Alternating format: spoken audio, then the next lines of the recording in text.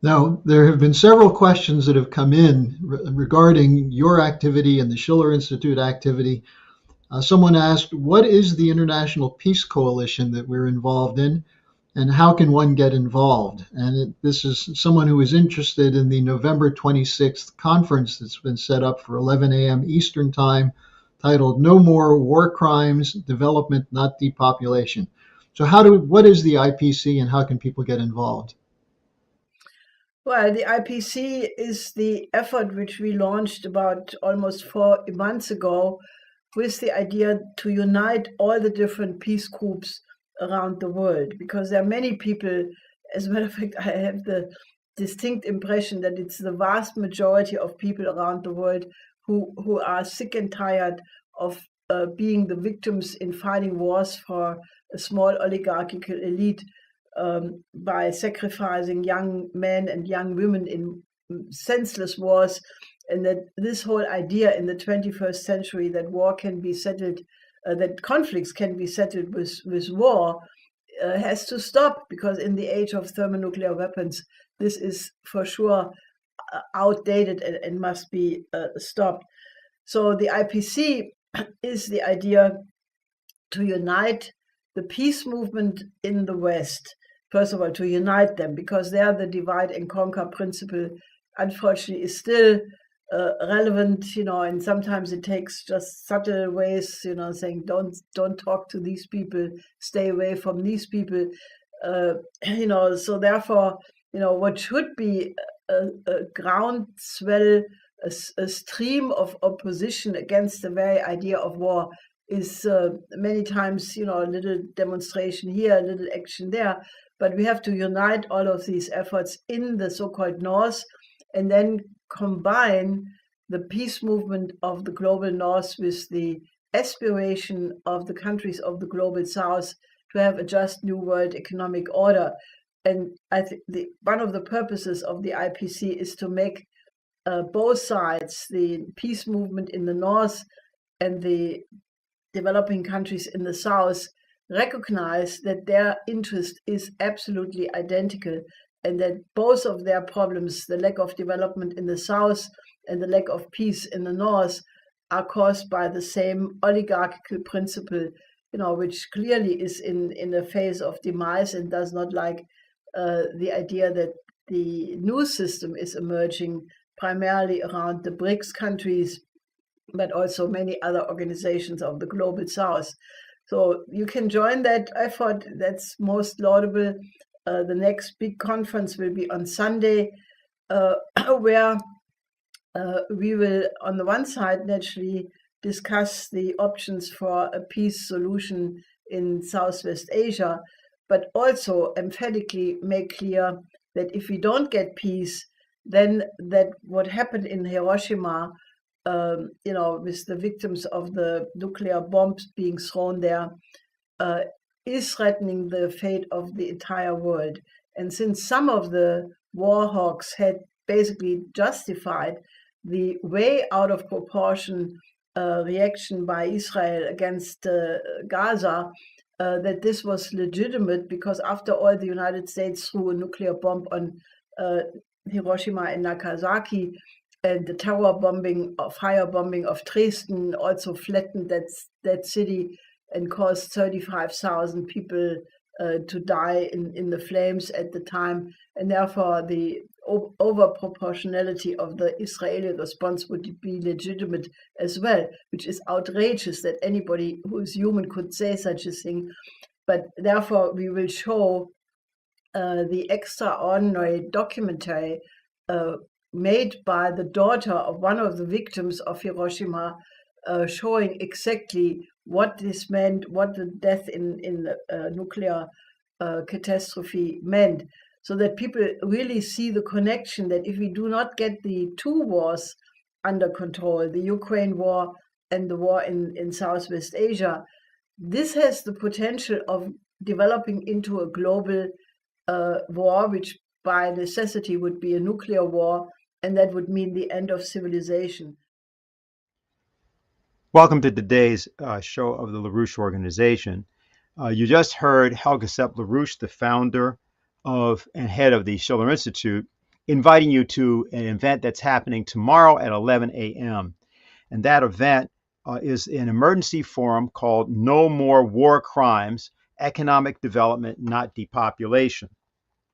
Helga will be accompanied by Ray McGovern, the co-founder of Veterans Intelligence Professionals for Sanity, and an analyst with the Central Intelligence Agency for 27 years, people who are familiar with the anti-war activity of the period, particularly after the Second Iraq War, know him well.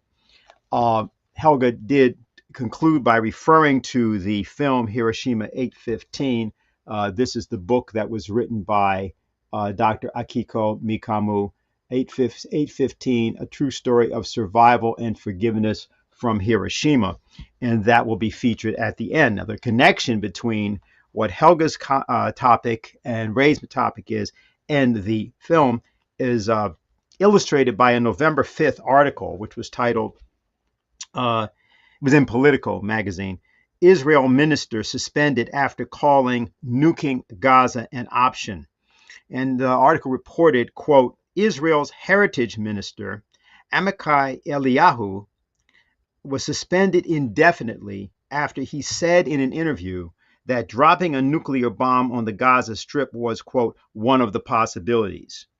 The government announced on Sunday. So it's important to understand that though it might seem to some to be not only unlikely, but nearly impossible that talk about tactical nuclear weapons or the use of them or deployment of them has anything to do with what we're seeing happening either in Gaza or, for that matter, in Ukraine, it's far from the case. In fact, the circumstance that we find ourselves in with the kind of step-by-step motion that is happening throughout Southwest Asia, because it's not merely a discussion of Israel. There's also the issue of Iran, there's Syria, there are the ongoing conflicts in that area, and of course, the Ukraine-Russia circumstance, really NATO-Russia circumstance. So we've been very concerned at the LaRouche organization to call attention to this. Lyndon LaRouche, after all, had been an 8-time presidential candidate, and in his first race in 1976, he made history by being the first person ever, first independent candidate in specific, but first person really ever to do a 30-minute, what later became called infomercial, but that's not what we called it. And it was called A Vote for Carter is a Vote for Thermonuclear War. It was the danger of thermonuclear war that at that time that caused Lyndon LaRouche to first, in part, begin to run for the presidency, but also because he had an alternative specifically to the situation that had developed in what people call the Middle East, what we refer to as Southwest Asia. That had been the period back in 1973 when there was the so-called, or the OPEC, the oil hoax, as we called it, which came after the war that was fought involving Israel and the various nations of the Arab world at that time. And OPEC was formed supposedly in response to that. So this has been something that has always been understood by the LaRouche organization to be an intimately connected factor. When Lyndon LaRouche tried to deploy through a presidential campaign to stop these processes, he achieved some success. But what the problem was that the ongoing assault on the presidential system of the United States, an assault that had begun and truly in earnest from November 22nd, 1963, exactly 60 years ago, with the assassination of President John Kennedy, and then with the assassination of his brother, who was a 1968 presidential candidate. That assault on the presidency affected Lyndon LaRouche, his presidential campaigns and his run. And of course, he was himself railroaded at a certain point to try to stop his campaign. There's a famous quote that former Attorney General Ramsey Clark, a statement that he made about the LaRouche campaign. We're going to bring it up on screen here. And he said concerning the persecution and legal prosecution of Lyndon LaRouche, quote, it involves a broader range of deliberate and systematic misconduct and abuse of power over a longer period of time in an effort to destroy a political movement and leader than any other federal prosecution in my time or to my knowledge. Now, later on in the program, we will actually play you a short excerpt from Lyndon LaRouche's view of the question of what should be done in the Middle East, what should be done particularly in the conflict involving Israel. But before we do that, what we want to do is to introduce you for some and allow you to be briefed on the part of others who know her to a candidate who's running as an independent in New York State for the United States Senate, running against Kirsten Gillibrand, but fundamentally against Chuck Schumer and all that Chuck Schumer and that system that he represents expresses. And that's Diane Sare. So he's an independent candidate for U.S. Senate, and she has a very particular kind of message that we want to make sure everybody gets. Diane also has been a supporter of and participating in the International Peace Coalition, and I think it's going to be involved in the meeting tomorrow. So welcome, Diane, and the floor is yours. Well, thanks very much. And I'm very glad that you talked about Lyndon LaRouche, because really he was the last really qualified presidential leader that the United States had, although he was never allowed to be elected president. And in fact, they ran a witch hunt against him to ensure that he would not be. And Ramsey Clark, whom you also mentioned, said that this would be a precedent-setting case, which we now see even with people who are perhaps merely mediocre or flawed, like Donald Trump, who, just because he wouldn't precisely toe the line of the great economic reset, is facing 91 or so criminal indictments. Robert Kennedy Jr. Can't get Secret Service protection from the Biden administration. But we have a terrible crisis right now because the United States, under the Biden administration, is funding warfare and mass murder on the planet, as we see in Gaza, or as we see in Ukraine, where we've urged them to keep fighting until every last one of them is dead. And you don't have a qualified opposition. And it's become more clear to me recently the very, very important role played by Lyndon LaRouche as a presidential candidate in voicing what the real America was, the tradition, as he spoke about it, John Quincy Adams, the idea that we don't search abroad for monsters to destroy or entangle ourselves in civil wars in nations, even as much as we may wish the victory of one side over another. He said America will lose her spirit if we get engaged in those conflicts. It doesn't mean you have an isolationist policy. It means that our nation was founded on universal principles, the principle of all human beings being created equal in the image of the Creator with certain unalienable rights is not an American principle. That is a principle which expresses what it is to be human. And therefore, our form of government, our republic, was established to protect that principle, to create a system where the individual had the maximum freedom to contribute to the immortality of mankind. And the government is supposed to be protecting that. And by living by that and embodying it, as George Washington also said in his farewell address, we could create the circumstances where nations all over the world who had never heard of the idea of self-government, hadn't considered it, hadn't thought it would work, would look at our example and say, well, we should try that. Maybe leaders don't have to feel threatened by a population which has a certain degree of freedom to develop their own creativity. Of course, that requires a certain quality of culture, a certain quality of morality. Now, as has just been posted on my website, my campaign, after a discussion with Helga Zepp-LaRouche on how to impact this presidential policy, since between Biden, Trump, Bobby Kennedy Jr., you don't have anyone condemning the genocide being carried out against the Palestinian population, how might my campaign be better used as an instrument to go after that and to represent a presidential policy. And what we came to was the idea of establishing Friends of Diane Sare in every state as a way of creating, in a sense, a vehicle for presidential policy. My point in running for U.S. Senate, and of course, U.S. Senate is a federal role, that's a federal position representing the interests of New York in Washington, but also representing the interests of the nation abroad, fighting for the best interest of the entire nation, fighting for great projects of internal improvement, fighting to not fight, to avoid wars where it's possible. And I will say the seat that I'm running for is the seat that was formerly held by Hillary Clinton, who ran for president, thankfully unsuccessfully. And Kirsten Gillibrand was merely appointed her first time in. That's how she got to be there.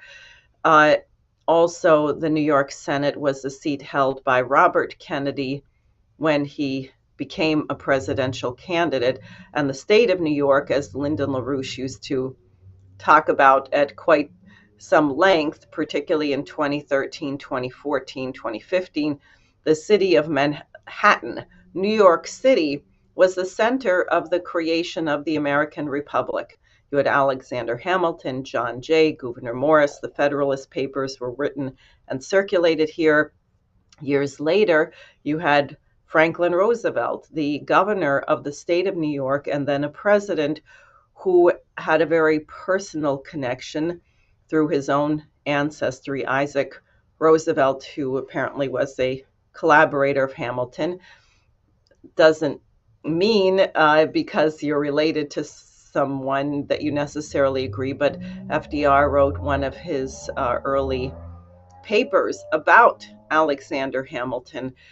So you've had that legacy from New York, and I think it's a way that we can pull our nation back into representing what it was intended to do. And Lyndon LaRouche said this on numerous occasions. He wrote many, many papers around presidential elections, around the nature of the choice and what a qualified candidate would do. He wrote many papers around the 2000 election before and after, because as people may recall, that was the election where there wasn't really a clear mandate. Bush sort of won.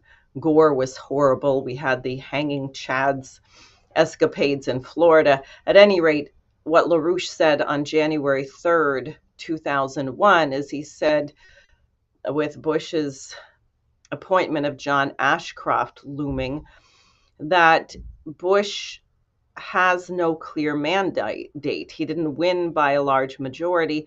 It means he's going to need some kind of pretext to rule, which he could get through a Reichstag fire kind of an event.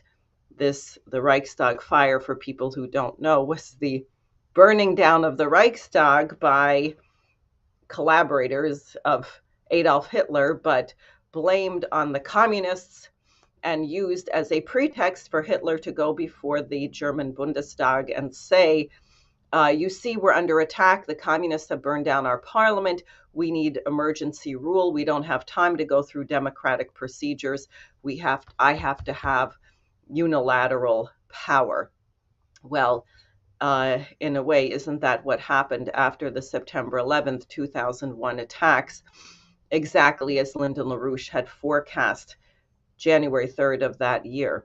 So the presidency of the United States is extremely important, and I'm hoping that my campaign can help to shape what happens in that regard, in concert with the other branch of government that perhaps is not often spoken of, which is the American people, who also have enormous power in our republic, but have squandered that power largely because of the shift that occurred after the assassinations of the Kennedys, Malcolm X, Martin Luther King in the 1960s, and emphatically the Warren Commission cover-up, the fact that you never got to the bottom of who killed a much loved president of the United States who was seeking to disengage from Vietnam, who had avoided a nuclear war with the Soviet Union, that people went along with something that could not possibly have been true, meant that the people who perpetrated and carried out that assassination, in effect, were running the country. And I would say that's what we've seen ever since. And it is time for the American people to seize back our power by making it known that we're not going to tolerate this anymore. And unfortunately, or fortunately, since our elections are not exactly squeaky clean, shall we say, the most efficient way to do that right now is to be in the streets. And we see thousands of people in the streets making their voice heard. That's very important. Doing what my friend Jose Vega has been doing, and Kynan and other young people, making your voice heard at town hall meetings with your congressman. We have to disrupt the official narrative and fight for the truth. And I think more and more people are getting that. Where they're weak is the question of the solution. Where they're weak is knowing the historical identity of the United States as an anti-colonial revolutionary power and a force for the good. It's hard to imagine that. A force to liberate the creativity of every man, woman, and child on this planet. And if we were embodying that legacy, we would be thrilled to collaborate with China, Russia, South Africa, Brazil, the whole BRICS process, the Belt and Road. We would be there putting our shoulder to the wheel, lending our talents, and also the United States would be on a different course of development instead of collapse. So that's what I can say. Yeah, we have a video of Lyndon LaRouche from, I think, 2007. It's about 5 minutes, and I think we're going to put it up. I'm going to have you respond to that, Diane. I think you can we play that now? I shall suggest that it is an error to talk about a Middle East policy. That is, I think, one of the reasons we have a problem with the Middle East. We keep talking about a Middle East policy. Instead of talking about a conflict in the so-called Middle East, we should talk about the Middle East in a conflict. And the conflict is largely global, especially within the context of nearby European and related civilization. This is demonstrated, especially since the British took over the Middle East, in a process which began with the development of petroleum in what is now called Kuwait by the British monarchy. And the petroleum development of this monopoly was to change the British naval fleet from a coal-burning fleet, at least the principal capital ships, to an oil-burning fleet. And the advantage of the use of petroleum as a fuel rather than coal was a decisive margin of significance for the British in World War I. Out of that, with the breakup of the Turkish or the Ottoman Empire, came a new situation in which the British, with their puppets in France, formed what was called the Sykes-Picot Coalition, under which the entire area was intended to be carved up between France and Britain as a joint colony as such. It didn't work out that way because you had an able Turkish commander who embarrassed the British very much during the First World War, who defeated the British and the French and set up an independent Turkey, which he consolidated by proceeding to make agreements immediately with Syria in order to keep Turkey out of the Arab world, to save it from being embroiled in the Arab world, and who also made an agreement with the Soviet Union in respect to that border, and in that case created a nation state of Turkey, which, in a sense, has been a success. Not that everything has been successful, but that the existence of the state of Turkey has been a success, with all its peculiarities, which have shaped in its history. Now, if we look back on this thing and look at what the conflict in this region is, the conflict has been since those developments of the late 19th century. This has always been an area of conflict. But people look at this and say, this is a conflict among this person or that person. And more recently, since the end of World War II, it's been considered a conflict between Israelis or Jews and Arabs, which is also not quite true. What we have to do is think of this area, as I said, as being an area within the world. The Middle East is a part of the world. The conflict in the Middle East is a part of a world conflict, not the other way around. But then look at it from a standpoint, again, of economics. What is important about this area, which we call today the Middle East? Why is it such a cockpit of conflict? Why has it been such a cockpit of conflict since way before anybody knew of a Jew in the Middle East? In the ancient wars among Egypt, among the Hittites, among the people of the Mesopotamia, and similar kinds of wars. Wars between the ancient system of Lebanon and its fight in the region. The wars of the 7th century BC, which involved essentially the Greeks allied with the Egyptians against Phoenicia, and the extension of Phoenicia in the Western Mediterranean being combated and controlled by another civilization there. So the conflict is ancient. Now, Diane, apart from whatever thoughts you may have about the particulars of what Lynn was just talking about, I just want to call attention to something. You first met Lyndon LaRouche in 1987, I believe, during his 1988 presidential campaign. It was up in the Boston, New Hampshire area. And that was the time he was actually indicted. And then about 20 years later, you worked with him personally in his policy committee, which fielded candidates that was in various parts of the United States. Now, how does this idea of the Friends of Diane Sare relate to or differ from that earlier effort? And of course, any thought you have about Lynn himself as, shall we say, the exemplar of a qualified candidate for the presidency? Well, he, at a certain point, said that once you get over 90, there are no guarantees. He decided to stop running for president. He wasn't quite 90 then, but I think he knew that were he allowed to become president, he would definitely be there for at least 2 terms, and began looking for some younger associates to put together a national slate, but not as isolated campaigns, but as a presidential policy team. And so I was first asked to become part of that going into the 2012 elections, although I think he was already choosing the slate by Christmas of 2010, so just barely after the 2010 elections. He was assembling a slate for 2012, and we had candidates from Massachusetts, Rachel Brown, who famously got, I think, something like 40% of the vote against Barney Frank in Massachusetts, and he ended his career after one more term.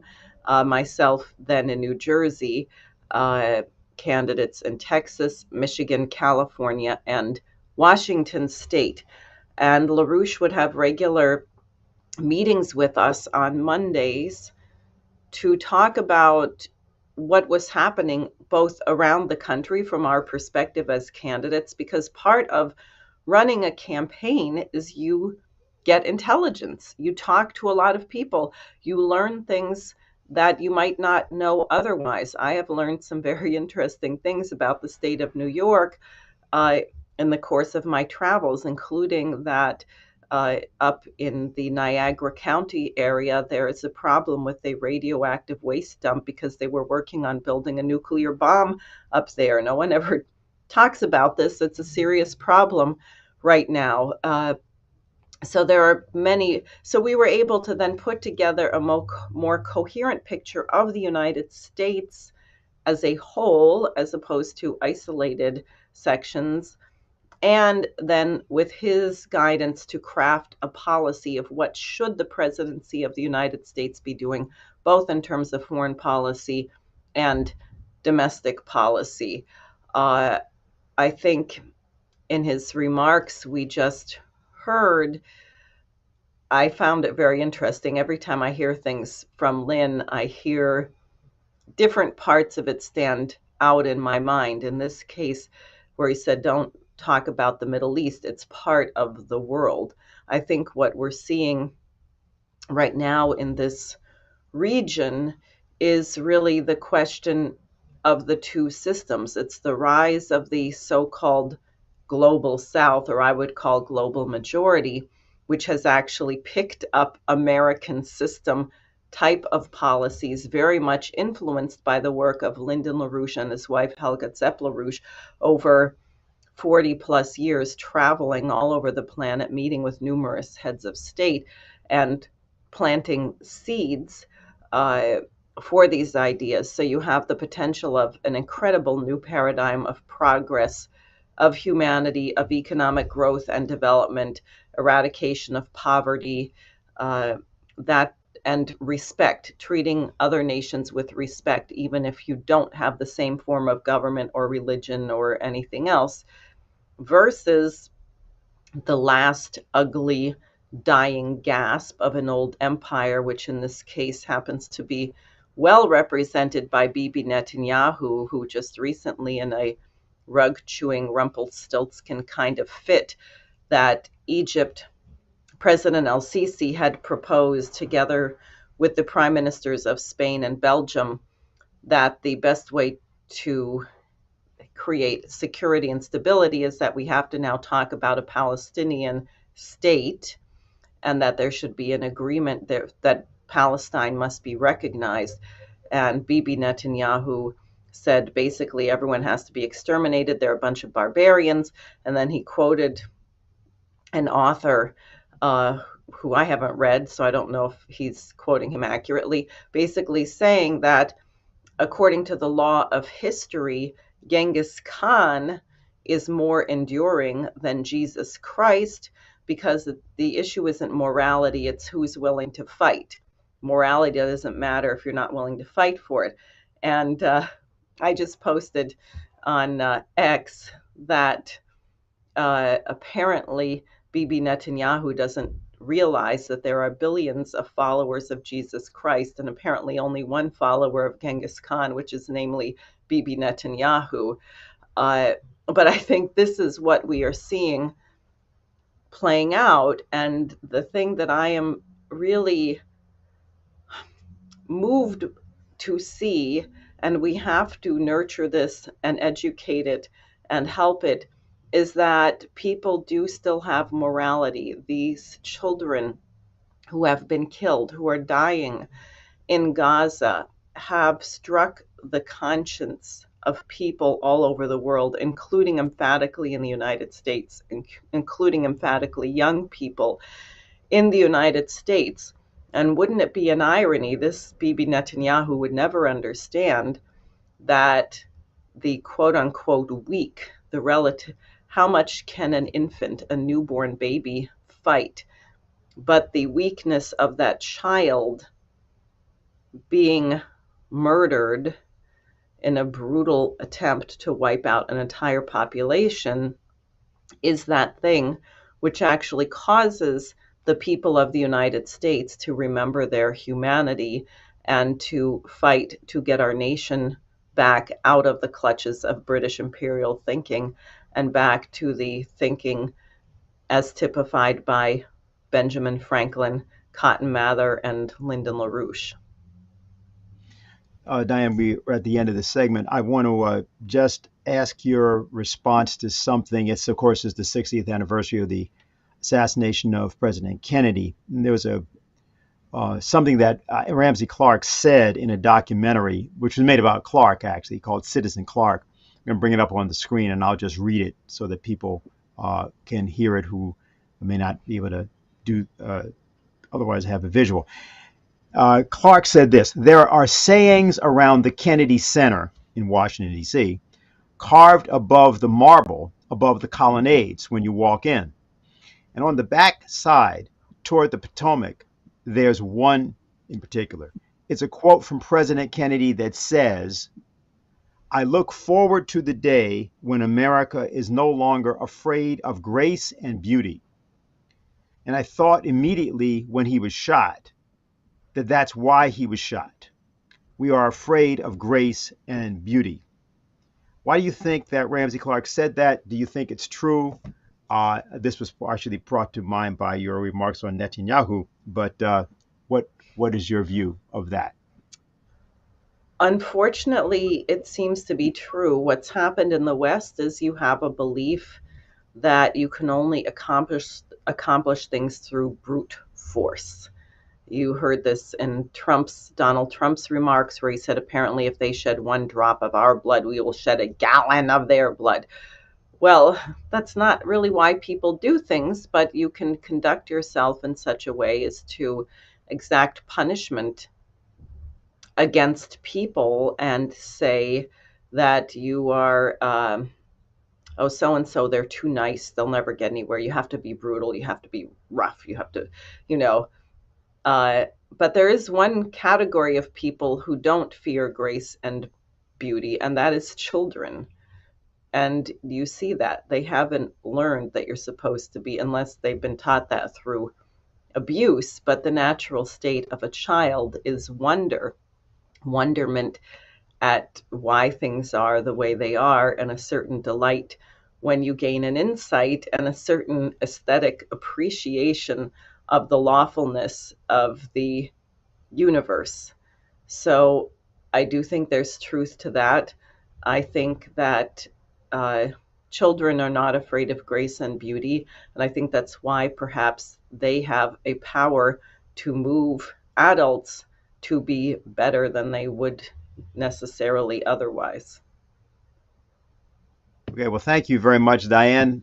Good luck, of course, with your campaign, but also clearly this is a different kind of campaign. I think everybody should think about the presidency a little bit differently when they think about what you're trying to do there in New York.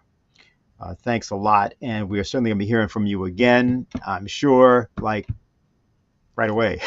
So thanks a lot. Thanks very much. All right, we're going to go to a segment from yesterday's meeting of the International Peace Coalition, where Helga Zepp-LaRouche was discussing, prior to tomorrow's emergency forum, sort of giving a kind of a context for the world situation. And again, for people who may not have tuned in or come on later, that forum is called No More War Crimes, Economic Development, Not Depopulation, and it is 11 a.m. We can put information about it at the bottom of the screen, I suppose, as to how you can actually get involved in that. So we'll go now to Helga's briefing of yesterday. Yes, hello to all of you. Well, I think the good news is that the exchange of hostages and prisoners apparently has started with the first 13 hostages being given, to the Israeli side. Hopefully, this will continue. That means the so-called pause, the temporary ceasefire, seems to be working. And what is apparent is that there is a lot of diplomatic activity surrounding that. 2 days ago, we had a discussion where we said we have to mobilize all international forces, that this short window is being used to put on the agenda the more fundamental approach of a peace conference for the entire Southwest Asia in these days of exchange. And fortunately, we were not the only ones thinking this way, because now it turns out that the prime ministers of Spain and Belgium, who are traveling in the region, are pushing the same idea. You had Pedro Sanchez from Spain and Prime Minister Alexandre De Croo from Belgium, who met with Netanyahu, Herzog, and Abbas, and today actually, and they were calling for, especially in the meeting with Netanyahu, they were calling for a peace conference. And they were impressing on Netanyahu that Israel had to offer to the Palestinians something much more fundamental, than in order to break through the cycle of violence, which otherwise would continue forever. So they urged Netanyahu to offer the Palestinian people a perspective of peace and not only a military response.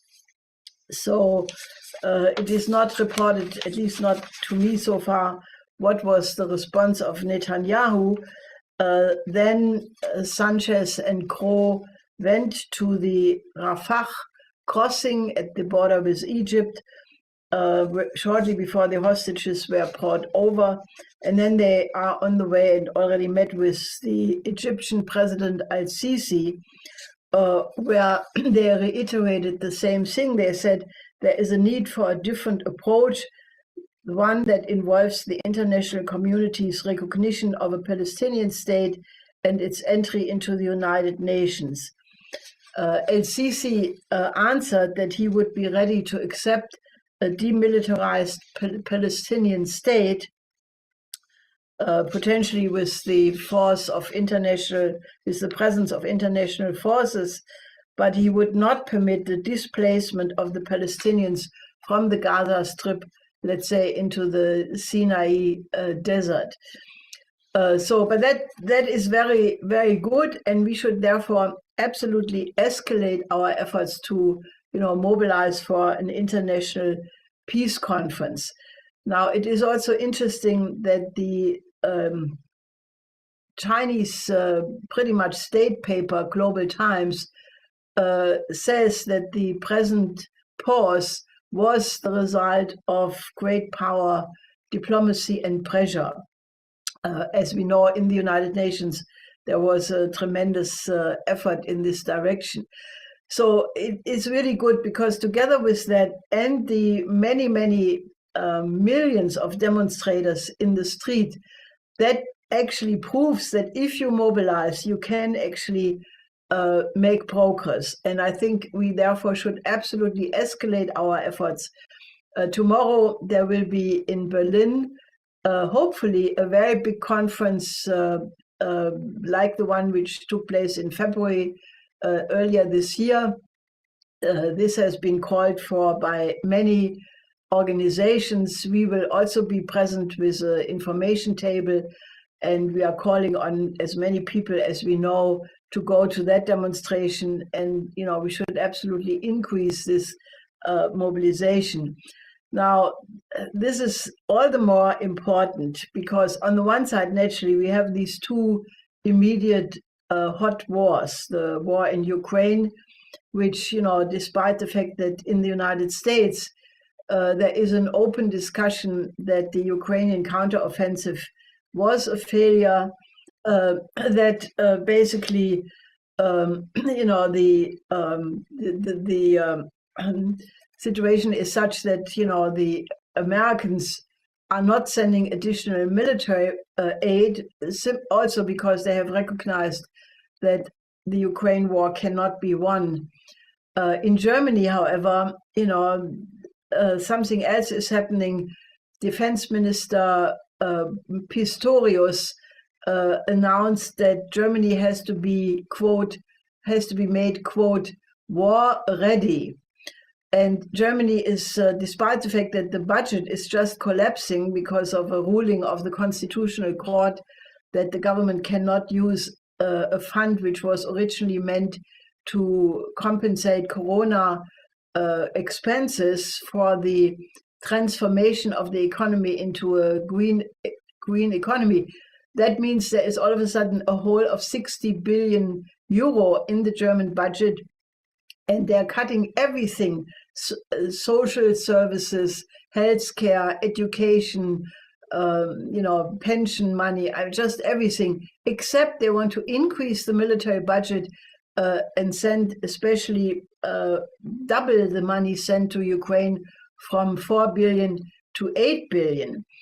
Now, what is behind that, I think, is deserving some attention, because it also makes clear that the task of the International Peace Coalition is not only to stop the war in Ukraine and to hopefully stop the war in Gaza, but that we have a much larger problem at our hands. And that is, if we do not break the intention of NATO and the so-called countries of the global north to keep up the confrontation against especially Russia, but by implication also against China, this will continue. Because what is behind the announcement of the Defense Minister Pistorius is a whole broad discussion of various warmongers, so-called military specialists, think tanks, who are all basically pushing the line that the coming war with Russia is inevitable, that whenever the Ukraine war is over, that it will take Russia between 6 and 10 years to get its full military power rebuilt, and that because of the so-called imperial ambitions of Russia, one has to expect that Russia will attack NATO countries like in the Baltics or in the Balkans, Moldavia, whatever, and that therefore NATO has to be prepared to take on Russia no later than 6 years from now, because that's the shortest possible time they expect the Russian military build-up to be in a position to attack NATO. Now, needless to say, that this narrative that Russia will attack NATO is completely out of the blue. It has no substance whatsoever, because if you look at all Russia is doing, they are definitely trying to build a new economic system together with China and the BRICS countries, but they are absolutely not intending to have World War III. I mean, to assume that is just completely ludicrous. Nevertheless, there are papers coming from German think tanks who are calling for a quantum leap, a complete military build-up of the military capacities in Germany, a massive reinforcement of the strengths of the German army, and most importantly, a change in the mentality of the population. And they are calling on people between 18 and 65. This is a proposal by the think tank, that people between the age of 18 and 65 should all put in 1 year of service. Those who are not in the military, they should do it in some other area where they can play a useful role in the build-up of what they call the resilience of the population in light of this coming war.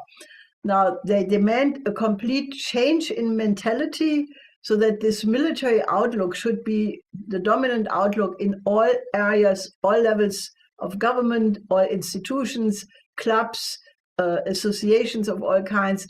With other words, they're calling for a mentality change to prepare the population that a war, even on German ground, could be fought against Russia in the next years. Now that shows you, and that is unfortunately what is in the background of this statement by Pistorius, that the population has to be made war ready. Now that shows you that the intent is not, even if the Ukraine war stops and even if the Gaza war can be brought under control without becoming a regional war and beyond, that this geopolitical mindset that the coming confrontation with Russia and China is inevitable is what guides these people. And that's just utterly wrong. And it's a prescription for catastrophe. So that makes clear that we do have to mobilize for a change in mentality, but in the absolute opposite direction of what they are saying. We have to call for and organize a change in mentality in the direction for cooperation instead of confrontation.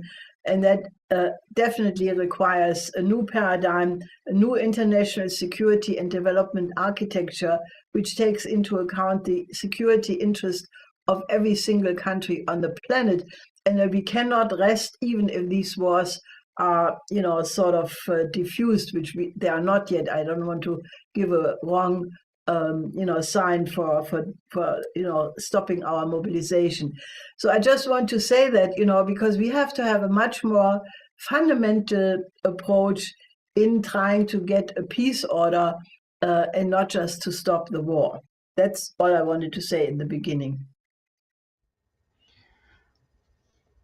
What Helga was discussing, that was Helga Zepp-LaRouche, the founder and head of the Schiller Institute, and she was briefing the assembly of yesterday, the International Peace Coalition.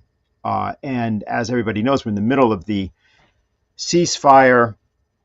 There are those that, of course, want to extend it. There are those that, of course, want to end it. Tomorrow's emergency forum is dedicated to beginning the process of discussing what you do in the situation in which you've got to look at reconstruction. You've got to look at long-term policy. People often want to know what they can do about crises like this, particularly when they're international. After the demonstrations and the protests, what comes then? Where do the long-term policies come from? Well, actually, they're going to have to come from citizens, and they therefore have to qualify themselves to be responsible to know what needs to be done. One way that can be done is to read our emergency alert service. There's also Executive Intelligence Review magazine. I want to introduce Marcia Baker, co-editor of Executive Intelligence Review, not because of our wanting to talk about what can be done with the magazine and so on. That's an important element, but she's been recently a participant in several things, including a conference that happened recently in Afghanistan. But she's just heard the same thing as you've heard. I'd like to just open up the floor and let Marcia take us wherever she'd like to take us in terms of both any responses to what Helga has outlined. She's worked with Helga recently on several projects, but also in terms of this issue, what can people do and how should they approach the idea of taking these crises and making something constructive out of them, and creating a situation where we can take back our own government in the process. So, Marcia, welcome. You have the floor. Okay, thank you. And I guess I can say, since it's more or less day 2 of the pause in Gaza, many things are going through all our hearts and minds, looking at the devastation, not wanting it to resume. So I'll pick up what Helga reported about her own nation, Germany, having a defense minister saying we want to be war ready. What does it mean to be peace ready? Because I'll say that multi-millions in the world are peace ready. So let me just address 2 aspects of the situation that we face at this moment of doing everything we can for the event tomorrow, Dennis, that you've already mentioned at 11 a.m. Eastern Time, this emergency meeting that the International Peace Coalition and collaborators are sponsoring. 2 things. First, let me talk about the context internationally of people who are standing up for humanity. And secondly, reconstruction. Now, on context, I think you could just say we have a real upsurge. I'm going to recapitulate some events of just this past week in those in the global majority in different parts of the world that are mobilizing themselves. And I'm going to go through 4 areas of that just very briefly because of how dramatic it is. Last Monday, that would be the 20th of November, for the first time, a BRICS, Brazil, Russia, India, China, South Africa, emergency summit was called, not on economics, but on what's happening in Gaza. President Ramaphosa of South Africa, who's this year's chair of the BRICS, called on 24-hour notice a virtual meeting of the leaders of those nations and the 6 nations they invited to join as of January. So you had, besides Ramaphosa, you had President Putin of Russia, you had President Xi Jinping of China, you had everyone except you had some stand-ins for India and Argentina. But that meeting the next day, on Tuesday, the 21st, not only took place, there were very strong statements, and it was reiterated there by President Xi Jinping, a call for an international conference, which the world has been yearning for, over the immediate Southwest Asia, Gaza, Israel-Palestine crisis, and in general. I'll read you the words of the Chinese Foreign Ministry. China calls for early convening of an international peace conference that is more authoritative to build international consensus for peace and to work toward an early solution to the question of Palestine that is comprehensive, just, and sustainable. So that's outspoken, and that's a major development that day. Secondly, the same day, on Monday, there was a traveling group of Muslim majority nations and Arab nations and non-Arab Muslim nations that started to go to the national capitals of the 5 permanent members of the UN Security Council.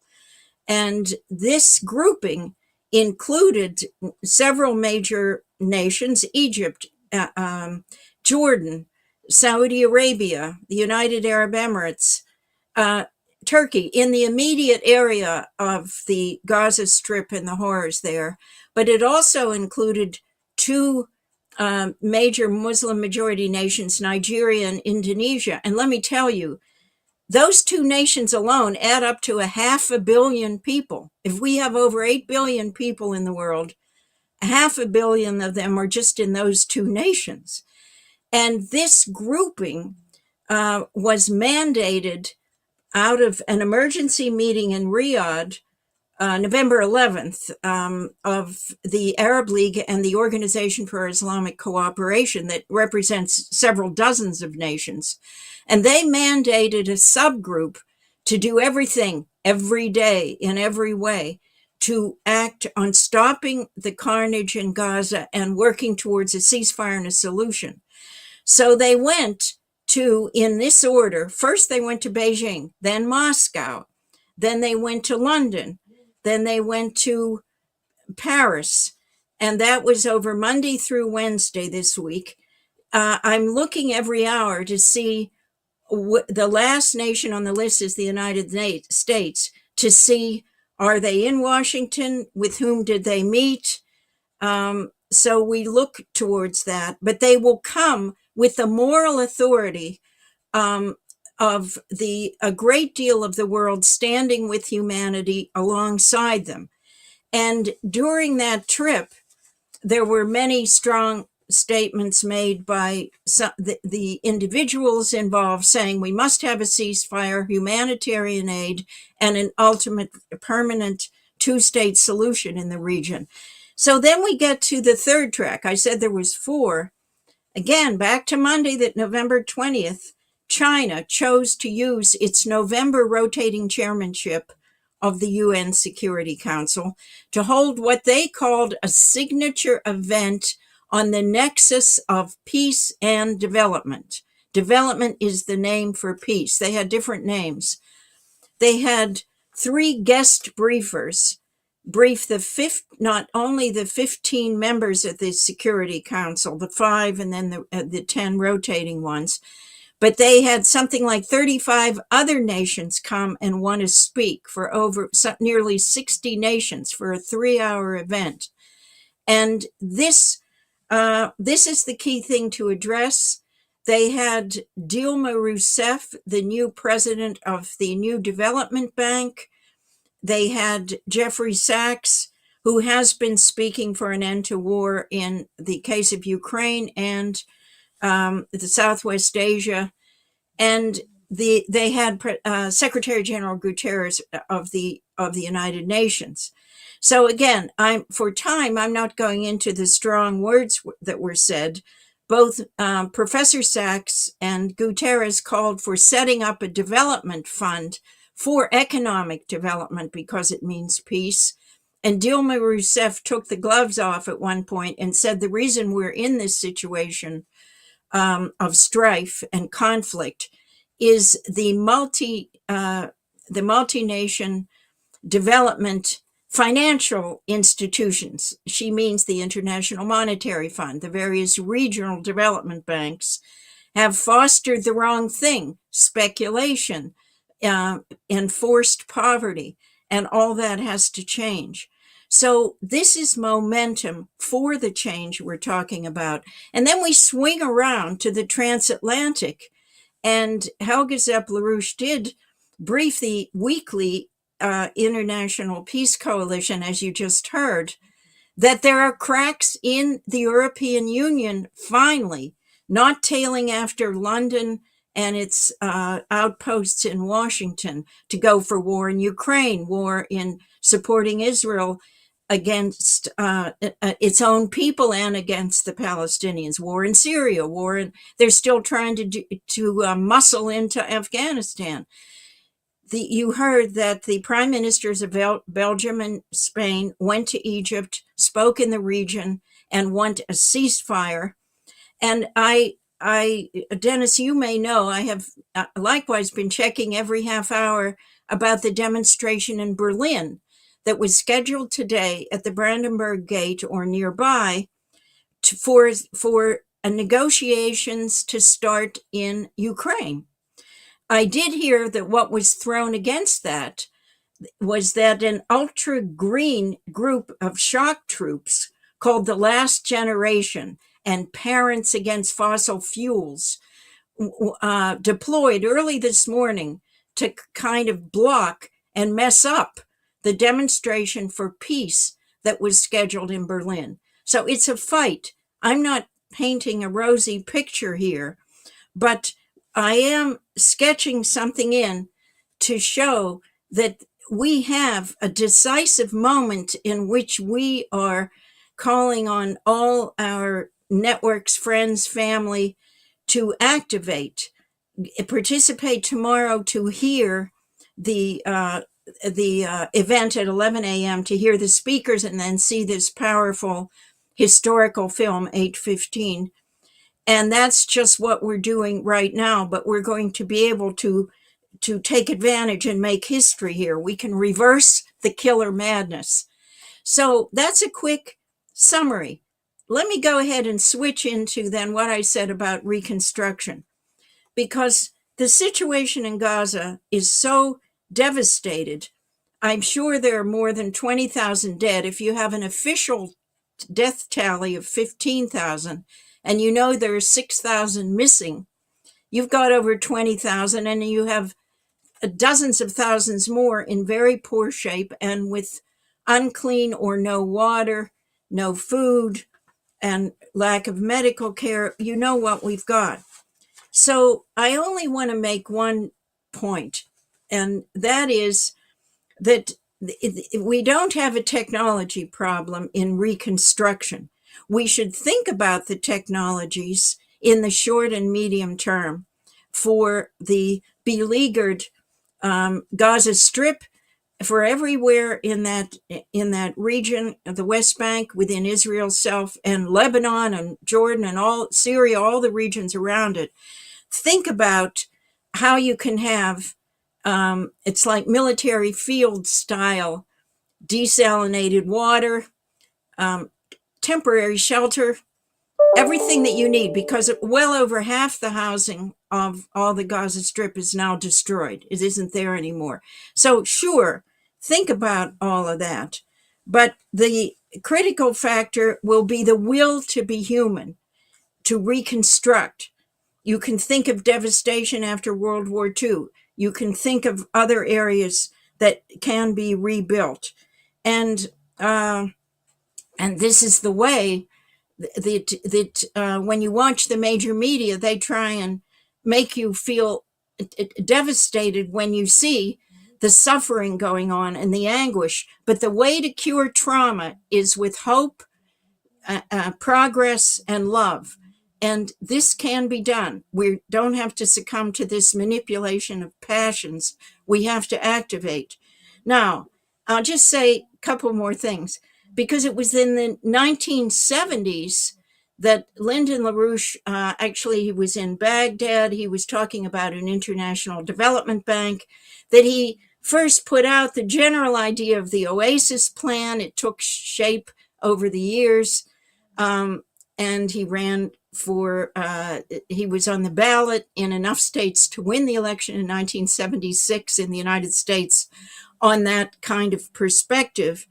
But what he was doing is he was putting that out after one generation of the situation in the Jordan River Basin, the Transjordan, where the Palestine-Israeli borders had been drawn, but there had been no economic development to make peace for the people there.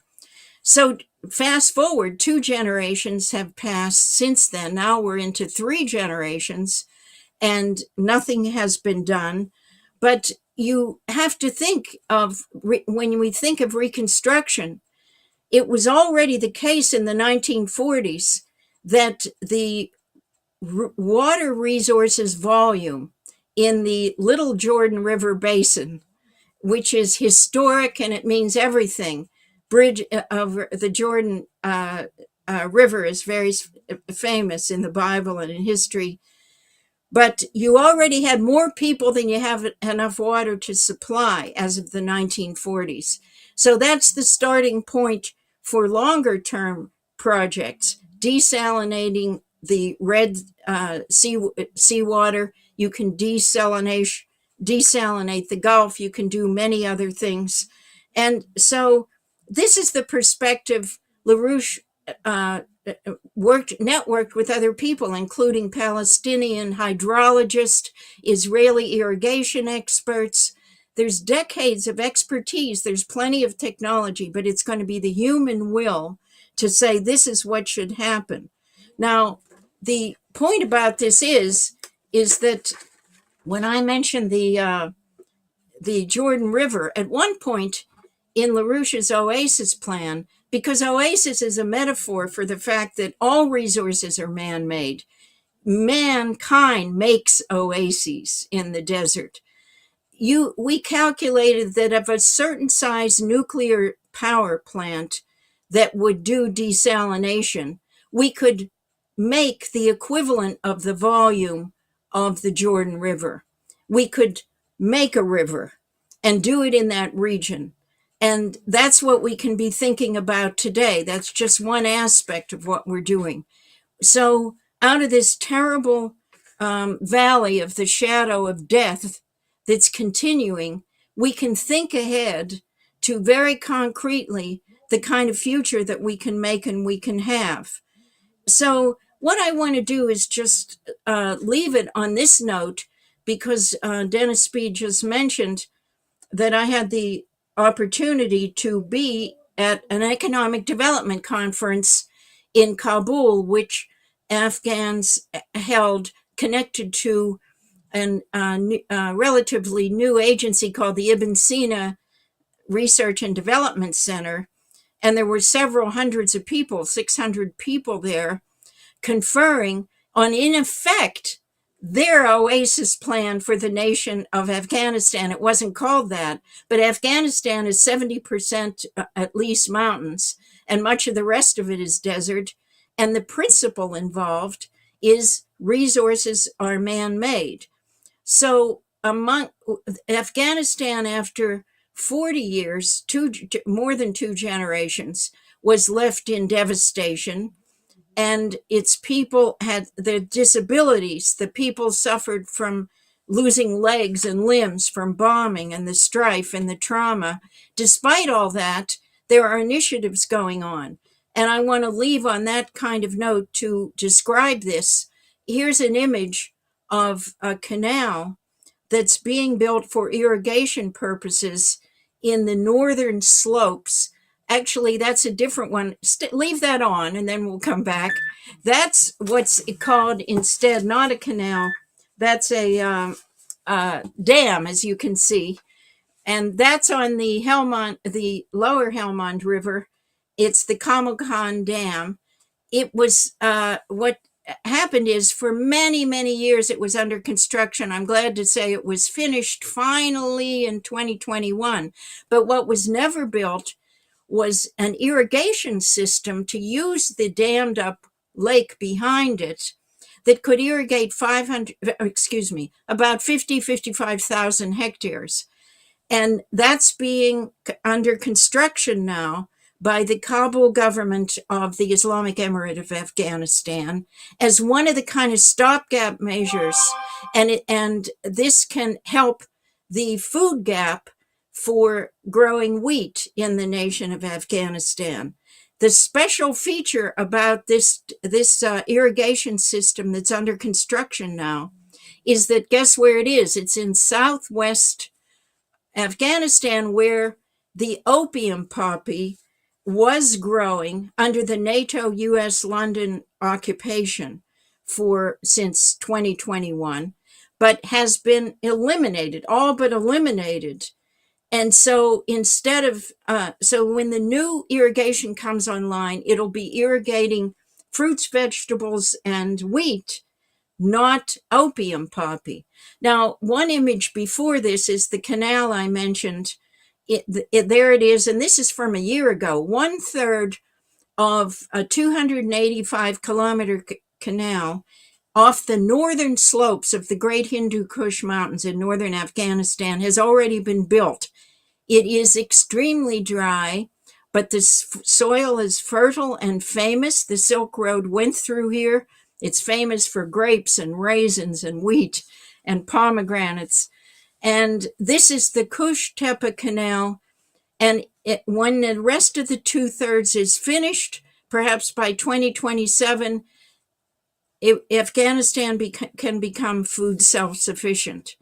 So the last image I show, it's the third one that, thank you, Kynan, this is just a scene that is the principle. It's from Afghanistan, and it shows the runoff from the mountains because this characterizes the whole nation. Water is very seasonal. You dam it up from the snowpack melting and other rainfall, and when you irrigate, you can have terrific yields. So here is an example of a scene in Afghanistan, but take away the mountains and make the river straight, not crooked, and imagine what we can have in the Transjordan, transforming the Jordan River basin. This is the principle of what in that region is called the Oasis Plan for all of North Africa and all of Southwest Asia. But the principle applies everywhere in the world. I leave with just an image many of us have around the world, that there's something that's a musical icon this time of year, even if you're not Christian.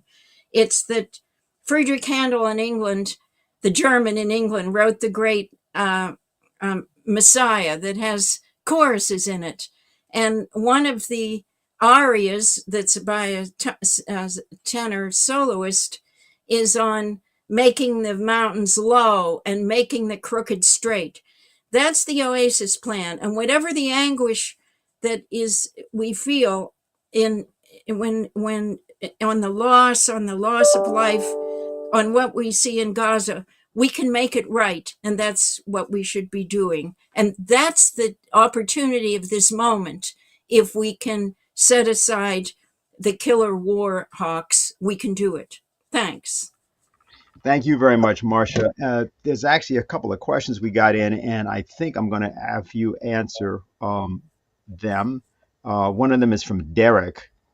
Now, he's not responding directly to what you just said, but you'll see why I'm asking you. The question is, in the light of the fact that most governments in the West appear, in my opinion, to be controlled by a right-wing cartel and are fighting against what the public who voted them into power wants, what can we do as individuals to alter their ambitions? Well, I'm going to cite, Dennis, all of the above that we just had for the last hour and a half. That is, in the streets is necessary. It's come to that. We're talking about who's out in Berlin, what we can do, especially in the United States. The second thing is, as was mentioned by Diane Sare, we have reached the stage in the US of complete suppression and interference in the right to speak and have open elections, so that a candidate like a Kennedy can't have Secret Service protection. Whatever Kennedy's saying or not, this is outrageous. Or that a former president has 4 court cases and 91 suits. So I think that in my book, we do make a point of those people running, like Diane Sare in New York State, and have friends of the policies that she is espousing here and Americans abroad. I recommend that. And there are many other things that people can think of to do. I don't need to list them, but it is a time for that kind of activism. Most important thing that we know that people can do is they can inform themselves. And again, the alert service, I actually like you to say something about that here, Marcia, come to think of it. The alert service, the EIR, the publications, because they have a different function now than I think they had before, especially now that people are in the street. Now people are interested in figuring out what has to be done about Gaza, what has to be done about Ukraine for that matter, and so on. So if you could say something about what you've been doing over at EIR to create this publication, the alert service. Yes. Well, I'm going to say about the Executive Intelligence Review news service across the board, because I can't help but say 2024 is the 50th anniversary of the weekly Executive Intelligence Review that Lyndon LaRouche founded, April 50 years ago, okay? But a few years ago, and it was clear the world was veering in very dangerous directions. And so the Executive Intelligence Review set up the daily alert. Now, in recent months, it's perfectly clear we're at the turning point period, and that we are expanding the daily alert in other languages. It now exists in German. We hope soon it will exist in Spanish. A portion of it is daily in Spanish, but fully in Spanish. I'm looking forward to other languages, but we know with some of the machine robotic translations that people are getting it in many other languages than what I'm saying. But it absolutely that in the ability to know in every 24 hours the leading opportunities and the leading dangers in the world is what the daily alert provides. I will say that this is read closely and by around the world in many national capitals, because there's nothing else like it, and it's essential. And the firepower that we have of both seasoned writers and researchers and completely new, enthusiastic, insightful younger people is incomparable in the world, and is contributing to the input to this.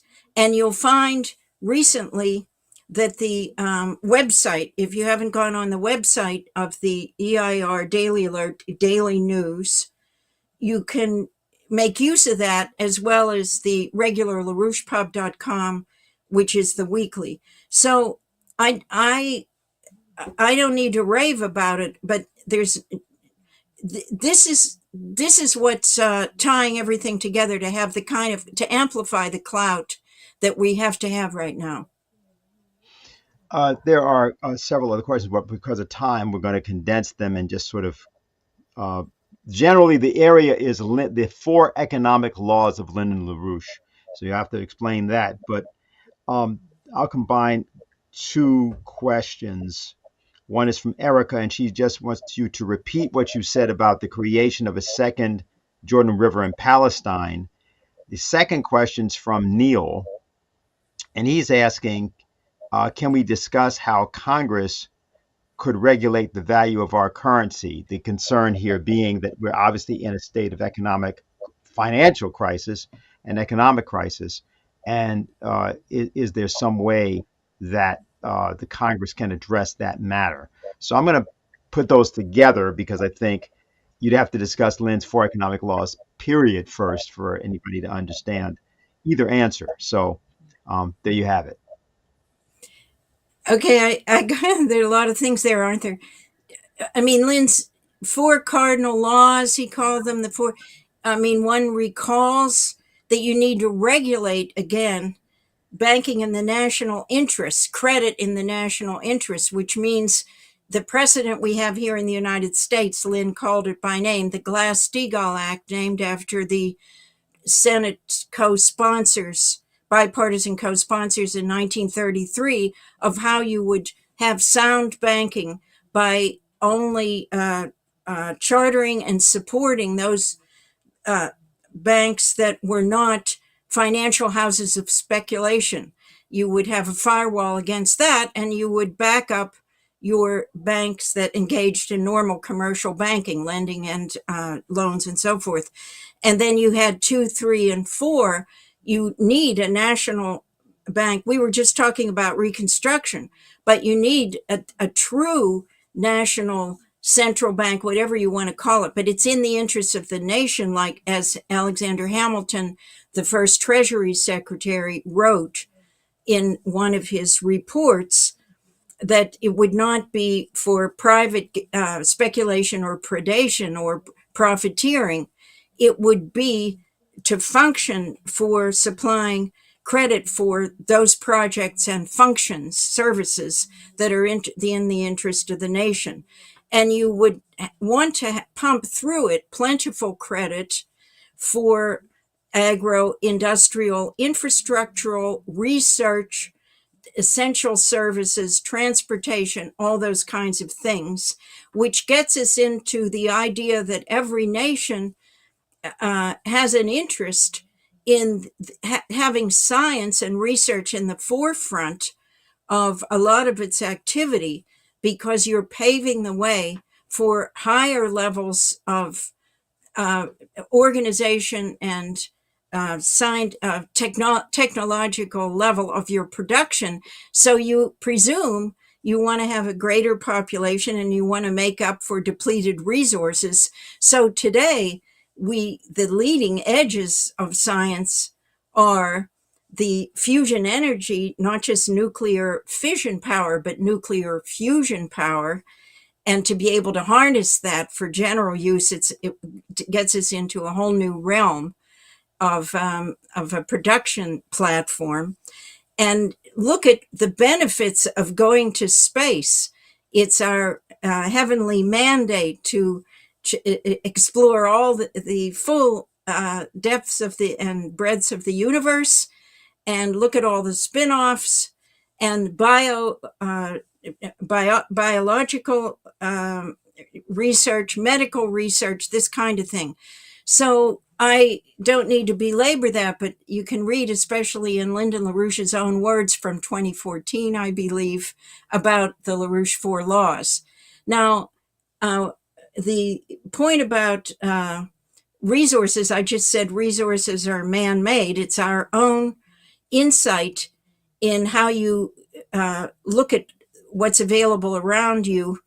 Like oil used to be thought as just black mud or runny mud or something, but of course it isn't. So there are many mundane examples. But if you look at the Jordan River, all I mentioned was it has a very low volume, even when there's plenty of rainfall in the area from which it arises. So if you just put a certain number, depending on their size, of nuclear power plants for seawater desalination on the coast of Lebanon, of Israel, of the Gaza Strip, like Egypt is now doing at Al-Dabaa, on the Mediterranean coast. It's been planned for decades, but Russia's now building it. You can desalinate all the water you want, and you can make a new River Jordan amount of water. It may not have a river course. It may not have river banks. It may all go through pipes to the new cities you want to have in the Gaza, but it's the same amount of water.